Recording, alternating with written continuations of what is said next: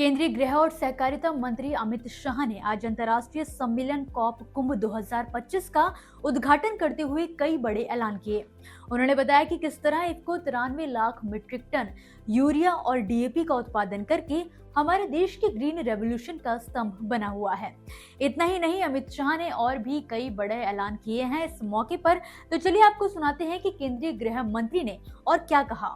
हमारे देश की दो जानी मानी कोऑपरेटिव्स अमूल और इफ्को दोनों को हृदय पूर्वक बहुत बहुत बधाई और साधुवाद देना चाहता हूं, क्योंकि इंटरनेशनल कोऑपरेटिव अलायंस ने अमूल को विश्व का जो रैंकिंग तय होता है उसमें पहले स्थान पर समग्र विश्व में रखने का काम किया और दूसरा स्थान भी भारत की ही कोऑपरेटिव इफ्को को मिला है।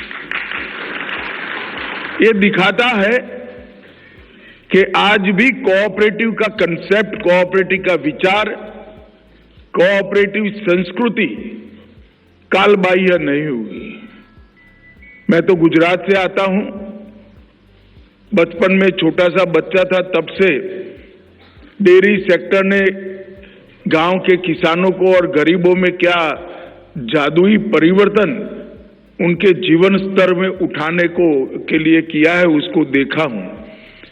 परंतु आज श्वेत क्रांति की वाहक अमूल बनी है और 36 लाख किसान सदस्य, 18,000 ग्रामीण समितियां और 18 जिला संघों के माध्यम से देश भर में 3 करोड़ लाख लीटर दूध रोजाना कलेक्ट करने का काम अमूल करती है और 24-25 में अमूल का टर्नओवर 90,000 करोड़ को पार कर गया है। मित्रों, ये बताता है कि 36 लाख किसान, जिसमें 65% से ज्यादा महिलाएं हैं और ज्यादातर ग्रामीण परिवेश की महिलाएं हैं, वो इकट्ठा होकर 100 रुपये की पूंजी लगाकर 90,000 करोड़ के टर्नओवर का एक इतना बड़ा कोऑपरेटिव सफलतापूर्वक इतने सालों से चला रहे हैं।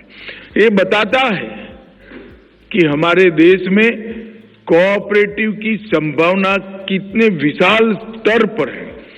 उसी तरह से इफ्को भी विश्व की 2 नंबर की सहकारी संस्था बनी है, 41,000 करोड़ का टर्नओवर, और चूंकि मुनाफा करना उद्देश्य नहीं है, इसलिए 3,000 करोड़ का मुनाफा ये इफ्को ने दर्ज किया है। इफ्को कोऑपरेटिव सोसाइटी की सोसाइटी, देश भर में 35,000 कोऑपरेटिव सोसाइटी, जिसमें ज्यादातर पैक्स और मार्केटिंग से जुड़ी हुई सोसाइटियां हैं, उनके सदस्य हैं।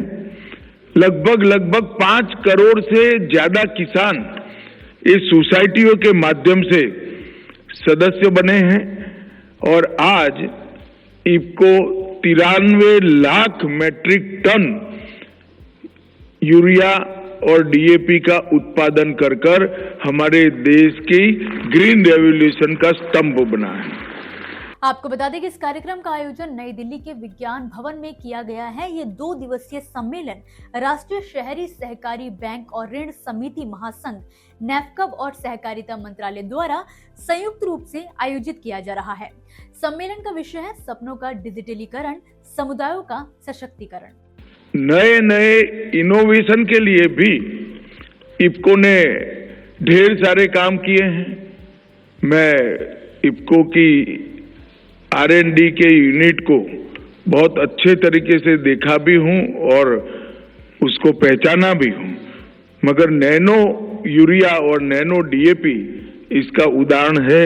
आज इफ्को के नैनो यूरिया और nano DAP Brazil, America, Oman, Jordan और दुनिया के 65 देशों में इफ्को के नैनो यूरिया और डीएपी जाते हैं। आपको बता दें कि ये सम्मेलन राष्ट्रीय शहरी सहकारी बैंक और ऋणी समितियों की महासंघ की ओर से भारत सरकार के सहकारिता मंत्रालय के साथ संयुक्त रूप से आयोजित किया जा रहा है। ये मंच भारत और विदेशों के नीति निर्माताओं, नियामकों, सहकारी नेताओं, वित्तीय संस्थानों और टेक्नोलॉजी इनोवेटर्स के बीच सहयोग को बढ़ावा देने के लिए बनाया गया है।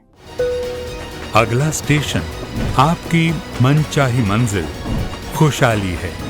खुशहाली के दरवाजे चारों ओर से खुले रहेंगे। किसान इंडिया के साथ यात्रा करने के लिए आपका धन्यवाद।